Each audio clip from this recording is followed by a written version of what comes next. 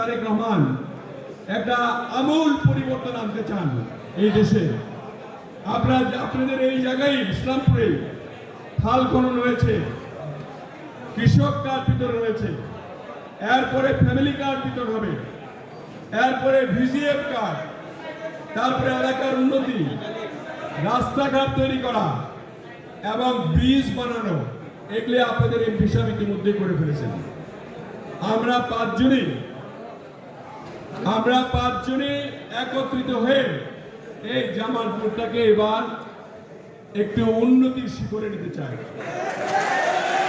কারণ জামালপুর সর্বকনিষ্ঠ জেলা, যে জেলাটি আমাদের শহীদ রাষ্ট্রপতি জিয়া রহমান তৈরি করেছেন, তার মান রক্ষার্থে আমরা সকল দলের নেতা কর্মী যারা রয়েছি এবার মাননীয় প্রধানমন্ত্রীর নেতৃত্বে আমরা সকলেই আওয়ামী লীগের মতো ব্যবহার করব না।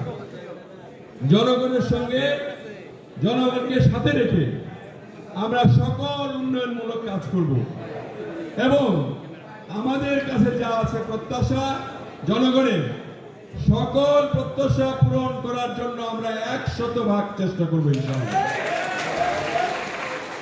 আমাদের নদী ভাঙ্গন রয়েছে, নদী ভাঙ্গন রোধ করার জন্য যা যা করা দরকার আমরা করব এবং সকল দাবি আজকে আমাদের মাননীয় প্রধান অতিথির কাছে রেখে, কারণ তিনি বলবেন এমন কাজ হবে না, আমার মনে হয় বাংলাদেশ সরকারে এমন কেউ নাই।